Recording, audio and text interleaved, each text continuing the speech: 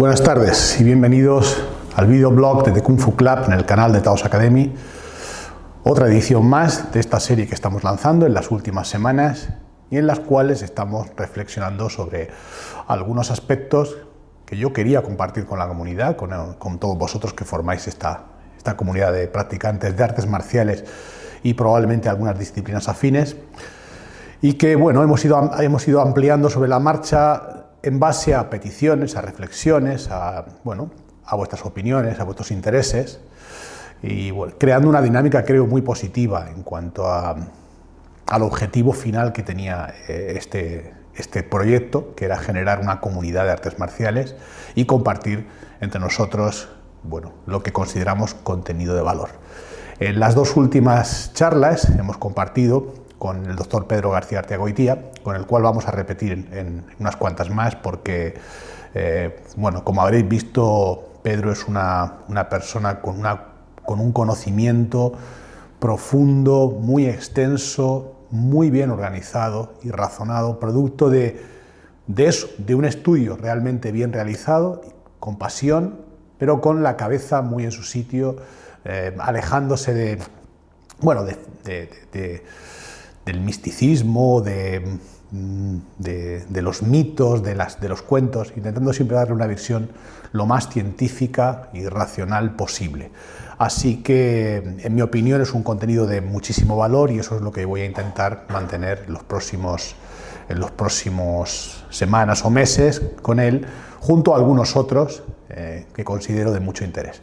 El próximo martes, por ejemplo, tenemos a un gran amigo mío, uno de mis mejores amigos, don José Aguilar Mondéjar, una persona que lleva vinculada a las artes marciales muchísimos años, también al mundo del entrenamiento físico, de la preparación, digamos, mental, mediante el coaching, la psicología y la gestión. Realmente una persona con tantas capacidades que es capaz de hacer todas esas cosas a la vez y hacerlas todas bien.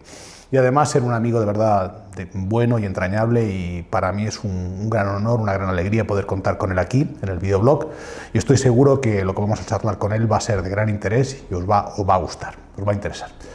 Así que bueno, en el día de hoy vamos a hacer una reflexión en base a una petición que es bastante recurrente en las últimas semanas. Como sabéis, yo practico deportes de agarres de forma paralela al Wing Chun, a los sistemas tradicionales. De hecho, en principio yo comencé a practicar por la clara necesidad de mejorar ese aspecto en el sistema Wing Chun, que es el que yo practico desde hace algo más de 30 años. Yo fui capaz de determinar una deficiencia bastante clara en muchos aspectos y empecé para intentar arreglar esa deficiencia. Y bueno, ese estudio ha desembocado en una práctica de forma constante, considero que bastante profunda, y en los cuales pues me he visto también además empujado de alguna manera a competir por una cuestión muy personal. Yo cuando compito realmente no compito contra adversarios, compito contra mí mismo, ganando o perdiendo. Lo único que me importa a día de hoy es si soy capaz de aplicar aquello que yo previamente entrené, aquello que previamente yo diseñé en mi cabeza. Y cuando soy capaz de hacerlo, me felicito de ello y bueno, lo añado a mis capacidades. Y cuando no soy capaz y sufro una derrota, de forma inmediata me voy al análisis de bueno, qué es lo que ha fallado, por qué no he sido capaz de aplicar, por qué he sido superado. Y bueno, es una reflexión muy interesante que me ha permitido mejorar mucho todo lo que hago, también el Wing Chun. Pero la pregunta que me hacen muchos, que bueno, pues se sienten quizás inspirados de alguna manera por lo que yo he hecho, por el camino que yo he hecho, y quieren hacerlo, y me piden consejos sobre cuál sería el mejor sistema de lucha de agarres para poder incluir en tu forma de entrenar o en tu sistema de entrenamiento, bien sea Wing Chun o bien sea otro sistema tradicional, ya que nosotros no lo tenemos. Y así que, bueno, vamos con ello. Voy a daros mi opinión sobre cuáles serían los mejores sistemas o cuáles considero que sería el camino más adecuado para un practicante de sistemas tradicionales de artes marciales que no incluyen lucha cuerpo a cuerpo o lucha en el suelo en vuestro sílabus de trabajo, si así lo deseáis, y espero que os sirva.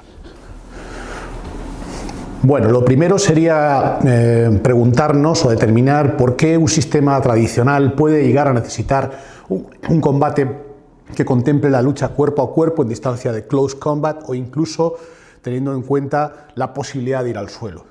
Y no les falta razón a los defensores de los sistemas tradicionales que defienden a ultranza la tradición en su argumento de que los sistemas tradicionales nunca tuvieron esa parte del estudio de lucha en el suelo. Es verdad, cierto. ¿El por qué? Pues es de lógica. Si hablamos de una implicación, de un combate en el cual puede haber armas, puede haber varios adversarios, hay una lucha por un combate real sin ningún tipo de regla más allá que la de intentar sobrevivir, caer al suelo es lo peor que te puede ocurrir. Por eso, cuando yo hablo en mis seminarios, en mis formaciones, sobre la jerarquía de las posiciones, que es un trabajo, no diría que es mío, pero sí lo he organizado yo a la hora de la enseñanza, la peor posición que puedes tener con respecto a un adversario es yo en el suelo y el adversario arriba. Y al revés, mi mejor posición es yo arriba, mi adversario abajo. En esa jerarquía de posiciones, la propia palabra nos explica qué es lo que buscamos. Es decir, cuando yo empecé a aprender a derribar a la gente, muchos me decían, vaya, pero es que a ti te gusta la lucha, te gusta el jiu-jitsu. Bueno, no tiene nada que ver. O sí, pero en principio no era mi motivación. Mi motivación era, si en la jerarquía de posiciones yo entiendo que mi posición superior es la de más ventaja sobre un adversario que está en el suelo, ¿por qué no derribar? Aprendamos a derribar. Si eso lo conectamos con las viejas canciones de lucha en el Cantón que dice no existe boxeo en todo el sur de China que no contenga puñetazos, patadas, derribos y suai chao. Pues es algo que es completamente conectable. Por tanto, aprender a derribar se convirtió para mí en algo fundamental, hasta tal punto que hoy en día es una de mis especialidades. No hablo solo en Wing Chun, hablo también en los deportes de agarre y los deportes de combate. Mi capacidad de derribar a otros en los últimos 10 años ha mejorado exponencialmente porque he llegado a comprender cuáles son los patrones necesarios para poner un adversario en el suelo. Y por contra, estudiando el antagonista y el complementario, que es como yo planteo siempre la información o el estudio de lo que hago en The Kung Fu Club, yo aprendo a través del antagonista y el opuesto. Es decir, yo he aprendido a derribar adversarios todos estos años y de forma indirecta y automática he aprendido a cómo defender los derribos, porque es algo que va siempre en doble dirección. Yo voy a intentar derribar y que no me derriben. Este razonamiento para entender que la jerarquía de posiciones es lo que da sentido a buscar un sistema que te enseñe a trabajar en el cuerpo a cuerpo y en el suelo. En el cuerpo a cuerpo para evitar ser derribado y ser tú quien derribe. Y en el suelo para, una vez dado el caso de que alguien te ha derribado o alguien al que tú no puedes derribar, te plantea una batalla que no puedes ganar, tener un argumento extra para poder al menos tener opciones de poder seguir combatiendo, peleando. Esto justificaría ya de por sí que cualquier persona que no tenga en su sílabus de entrenamiento en un sistema tradicional, pero también, como he dicho, puede ser más moderno, un método de entrenamiento cuerpo a cuerpo, debería de planteárselo. Y a la pregunta que muchos de vosotros me hacéis en los comentarios, en las redes sociales o por mensajes, ¿cuál sería el sistema ideal para practicar? Siempre digo, no hay un sistema ideal, haz lo que quieras, haz lo que te parezca, porque en realidad cualquier sistema de lucha de agarres te va a venir bien. Pero lógicamente yo tengo mis ideas, que, cuidado, no van alineados con mis estilos predilectos. Probablemente mi estilo predilecto sea el jiu-jitsu brasileño, sin embargo no es el que yo recomendaría, y ahora explicaré por qué a muchos de los que tienen que empezar. O, dicho de otra manera, depende del tiempo que tú vayas a invertir, quizás te recomendaría otros sistemas en los cuales el retorno de inversión, siempre vinculado al mundo de la economía, cuánto inviertes, cuánto de tu inversión vas a obtener de beneficio, cuánto vas a recuperar, no es tan sencillo, ¿vale? Entonces, bueno, vamos a explicar cuáles serían las opciones que hay. Podría haber muchas más, pero creo que voy a definir casi todas las que podrían ser válidas para poder practicar y voy a ir diciendo cuáles son sus puntos fuertes y sus puntos más débiles, quizás así, o dicho así, no puntos más débiles, sino por qué yo no lo recomendaría a una persona que no va a invertir mucho tiempo y mucho esfuerzo en el aprendizaje de ese sistema. Así que, bueno, empezaremos con el primero. El primero de ellos, lógicamente, es el jiu-jitsu brasileño. Es el sistema más extendido. El jiu-jitsu brasileño es el método de combate o el sistema de combate o el deporte de combate hoy en día más extendido en el mundo. Cuenta sus practicantes por millones, no sabría determinar, pero el crecimiento de la disciplina alrededor del mundo, creo que no hay ningún fenómeno igual hasta el momento. Ningún sistema ha crecido tanto y ha evolucionado tanto en tan corto espacio de tiempo en la historia moderna. Pensemos que hasta que los Gracie empezaron en Brasil, a practicar ese judo adaptado a sus necesidades o súper especializado en el Nevasa, que en realidad es lo que es. El jiu-jitsu brasileño es una evolución del judo tradicional japonés que al llegar a Brasil, pasado por una necesidad, hay una necesidad de adaptación y cambio, a una súper especialización de la lucha en el suelo, y desde ese momento hasta aquí, que estamos hablando de 100 años, menos de 100 años, 80, 75, 90 años, no sabría decir exactamente cuánto, pero no más de 100 años, ha pasado de un buen número de practicantes a millones de practicantes en todo el mundo. Creo que no hay ningún país del mundo hoy en día que no exista una academia de jiu-jitsu brasileño. Y en ciudades como Madrid, como Barcelona, como aquí en la ciudad donde yo resido, en Murcia. Murcia es una ciudad pequeña y yo cuento 5, 6, 7 academias de jiu-jitsu. Es un fenómeno realmente para explicar. Bien, ¿qué tiene de bueno para un practicante de Wing Chun el jiu-jitsu brasileño? Bueno, comparten filosofía. Es decir, el planteamiento táctico-técnico del jiu-jitsu y del Wing Chun es el mismo. Acortar lo más rápidamente posible el espacio o la distancia con el adversario. Dejarlo sin espacio mediante la presión y ponerlo en el suelo. Y una vez que lo tenemos en el suelo, o si él se ha tirado al suelo, a tirar guardia, presionarlo, pasar su guardia y montarlo o ganar la espalda y finalizar. Es decir, la estrategia es similar, la forma de hacerlo también es bastante parecida, y en realidad los argumentos que utilizan ambos estilos son muy cercanos. Para un practicante de Wing Chun, el planteamiento del Jiu-Jitsu es muy cercano, es muy fácil de comprender, es muy fácil de asimilar realmente. ¿De acuerdo? Bien, ¿dónde está la parte no tan positiva? ¿O por qué yo no recomendaría el Jiu-Jitsu brasileño a una persona que tenga 40 años y que quiera empezar a practicar ahora Jiu-Jitsu, siendo practicante de Wing Chun o de Húngar o de Choi Li Fat? ¿Por qué no le recomendaría yo el jiu-jitsu brasileño? Que sí que lo hago, pero quizás no sea el método ideal si lo que tienes es poco tiempo. Bien, yo he conseguido mi faixa preta, mi cinturón negro de jiu-jitsu, tras 11 años de práctica ininterrumpida de jiu-jitsu. Si bien en los últimos años estoy disfrutando muchísimo, porque es un sistema que me apasiona, el jiu-jitsu es infinito en sus combinaciones, tanto en su modalidad de gi como en la de no gi. Especialmente en la de gi, es infinito. Otro día haré un vídeo sobre por qué explicarle a las personas que el gi y el no gi son el jiu-jitsu de kimono y sin kimono son dos disciplinas diferentes. Lo explicaré con detenimiento. En realidad es como si hablásemos de fútbol en campo grande o fútbol 7 o fútbol 5, ¿vale? Bueno, pero eso es otro día. Pero como digo, después de 11 años de práctica ininterrumpida, en los últimos 4 o 5 años entrenando literalmente entre 6 y 7 días a la semana y en algunos días 2 sesiones al día, 3 sesiones al día, compitiendo en diferentes países del mundo y a diferentes niveles, no es un deporte muy agradecido, digámoslo así. Al principio todos entran por el embrujo de, mira, hoy llevo la camiseta de Arte Suave, de una marca muy conocida de kimonos, y al principio uno empieza porque es el arte suave y un poco se identifica con el Wing Chun, arte suave. Es una de las mentiras más grandes del mundo. El Jiu-Jitsu es un arte tremendamente duro, muy duro, físicamente muy exigente, que acarrea consigo muchísimas lesiones de todo tipo, dedos, cuello, rodillas, hombros, codos, en fin. Yo creo que prácticamente me he lesionado todo lo que se puede lesionar a una persona practicando Jiu-Jitsu cuando empieza a practicar a cierto nivel.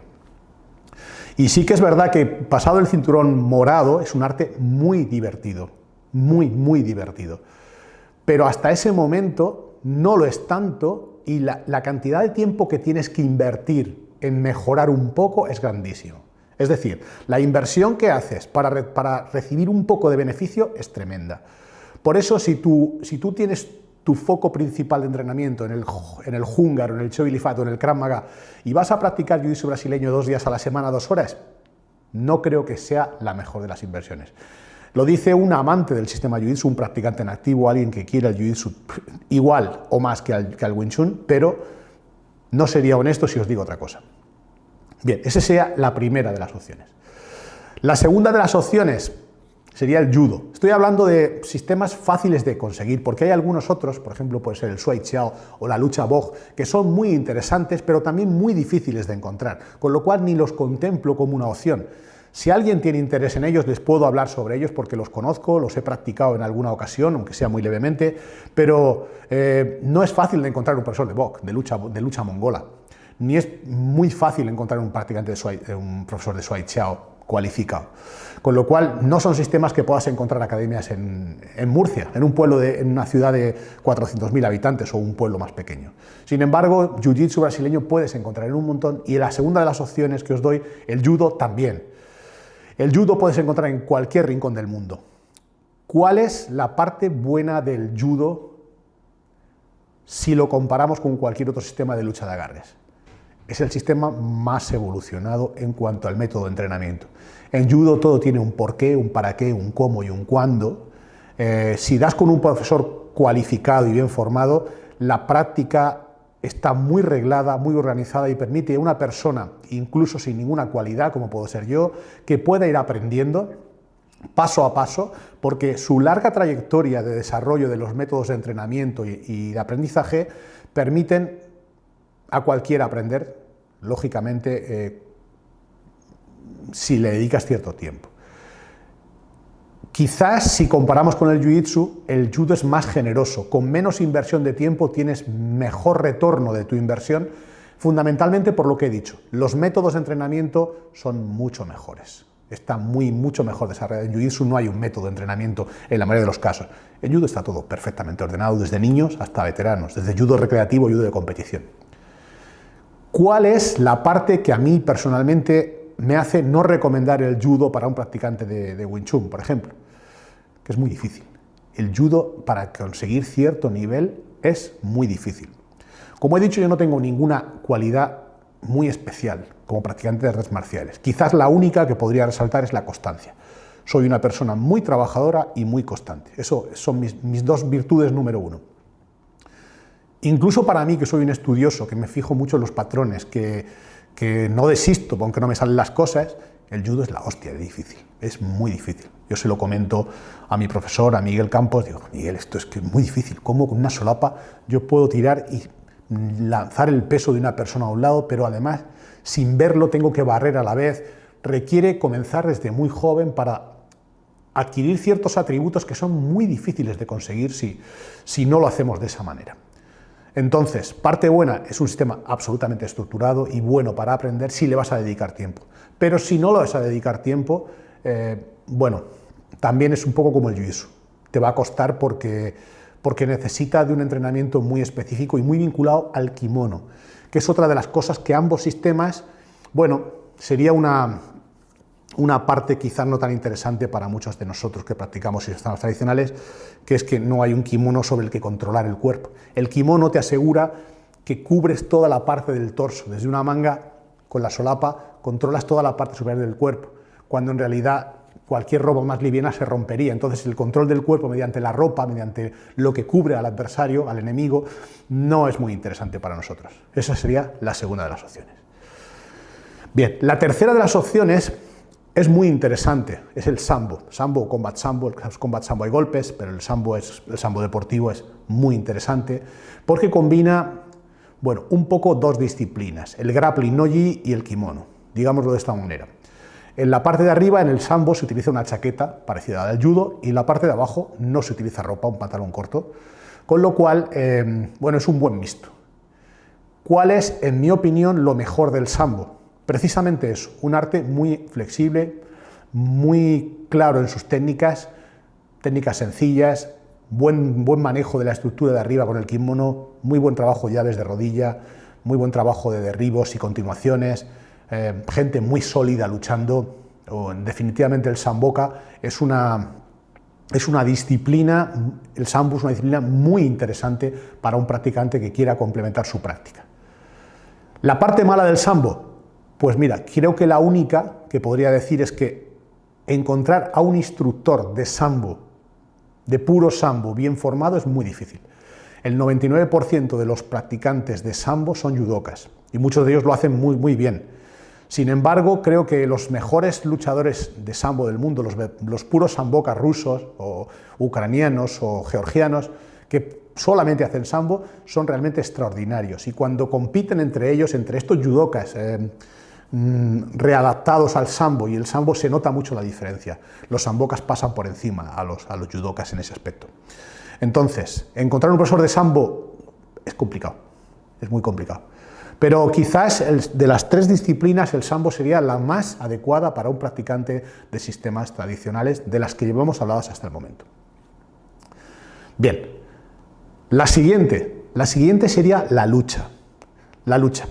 Fijaos que no he hablado del grappling, porque el grappling lo considero jiu-jitsu sin kimono y es un poco diferente. Y creo que lo voy a dejar para otro capítulo. Pero si quisiera recomendar a alguien que haga artes marciales tradicionales, sistemas que se adapten muy bien, me iría no al grappling deportivo, como hoy se conoce, sino a tres disciplinas que os voy a dar ahora, que tienen bastante relación entre sí. La primera de ellas es la lucha. La lucha se divide fundamentalmente en dos modalidades, greco-romana y libre olímpica. Bien, son dos modalidades puramente deportivas, olímpicas, deporte olímpico, que son de gran interés. Quizás, si a mí me preguntasen hoy en día, ¿qué comenzaría yo a hacer desde cero para mejorar aquello a lo que me refería al principio cuando yo quería mejorar el Wing Chun? Yo diría lucha. ¿Por qué? Relacionado con la jerarquía de posiciones que yo decía hace un momento, es muy importante derribar a otro, pero es mucho más importante que no te derriben. Y creo que la lucha en eso lleva ventaja a todos. Derribar a un luchador es muy, muy difícil, porque basan toda su estrategia en no ser derribados. En lucha, en jiu-jitsu, si caes al suelo no pasa nada, la lucha sigue. En judo incluso puede haber una continuación en el neoasa. En el sambo igual, hay transiciones. En la lucha, si caes al suelo, se acabó el combate, prácticamente, si tocas la espalda, se acabó. Entonces, la lucha para mí sería lo más adecuado, lo más indicado. ¿Por qué o cuál sería el punto negativo en el cual yo diría, bueno, lucha sí, pero quizás el punto negativo sea este? Bueno, sería el que está completamente vinculado al mundo del deporte, es completamente deportivo. Entonces no contempla transiciones o adaptaciones a sistemas que no sean puramente deportivos. La lucha grecorromana y la libre olímpica se diferencian básicamente en que la lucha grecorromana no se permite agarrar las piernas, no se permite tocar incluso la pierna para derribar, toda la lucha es de cintura hacia arriba, intentando agarrar las esgrimas y proyectar, y en la libre sí que se permite agarrar las piernas y de hecho es lo que se busca todo el rato para derribar desde las piernas. Mucha gente tiene una creencia muy equivocada sobre el origen y piensa que la greco-romana es la antigua lucha que se hacía en Grecia y Roma. La greco-romana es una disciplina que se creó a partir de la Edad Media porque entre los nobles, fijaos qué cosa más curiosa, no estaba bien visto poner las rodillas en el suelo para derribar a otro, porque poner la rodilla en el suelo era un gesto de postración. Entonces inventaron una modalidad en la cual solo se agarraban de cintura hacia arriba para no tener que poner la rodilla en el suelo. Eso es la greco-romana. Y la libre sí que es un mixto entre ambas disciplinas en el cual pues sí que se tiene en cuenta el origen de la lucha clásica griega y romana, pero muy deportivizado. Esta explicación para llevarnos al penúltimo de los casos que os voy a proponer como sistema de lucha ideal para la lucha, que es el catch wrestling. Para mí, la lucha más antigua, quizás la greco-romana original, o la lucha que se utilizaba no la greco que hemos dicho ahora, sino la lucha que se utilizaba en Grecia y Roma, lo más parecido que existiría hoy en día sería el catch wrestling.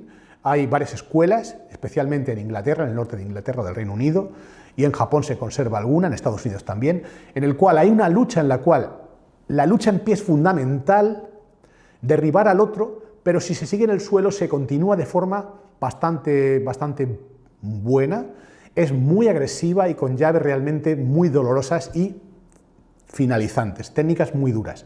La mayoría de esas técnicas están prohibidas en la lucha, en la libre y por supuesto hasta en el jiu-jitsu y en el grappling están prohibidas.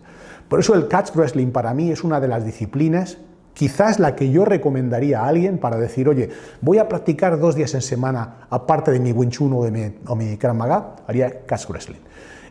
Aunque no es fácil encontrar profesores, que esa es la parte mala, en Europa sí que hay algunos, y moviéndote un poco puedes encontrar algún antiguo maestro de catch wrestling que quizás sea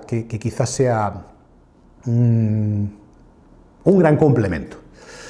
Y la última, y con esto acabo esta sesión, que no quiero que se haga muy larga, esta reflexión, quizás serían sistemas de lucha urbana, o sea, personas que han conseguido ya desarrollar una síntesis entre la lucha cuerpo a cuerpo y las transiciones al suelo, pero ya adaptados a la defensa personal. No sabría decir algún nombre, pero hay unos cuantos por ahí, ¿no? Y eso quizás sería lo mejor para una persona que practica muy poco o tiene poco tiempo a la semana, porque el tiempo es un bien limitado. Quizás sería lo que yo le diría. Si vas a invertir 2 horas a la semana, aprende uno de estos sistemas, aprende a defender bien, aprende a hacer derribos también sencillos. Si transicionas al suelo, ten preparadas algunas transiciones, porque digámoslo así sería la síntesis ideal para una persona que no va a practicar, como lo hago yo, todos los días derribos, defensas de derribos, transiciones, etcétera, etcétera. Y bueno, esta sería mi reflexión sobre los mejores sistemas para complementar un estilo clásico, un estilo tradicional o no tradicional, pero que no contiene lucha en el suelo. Espero que os haya servido, que os guste, y espero vuestros comentarios, las reflexiones, el feedback, y por supuesto si me hacéis llegar qué pensáis.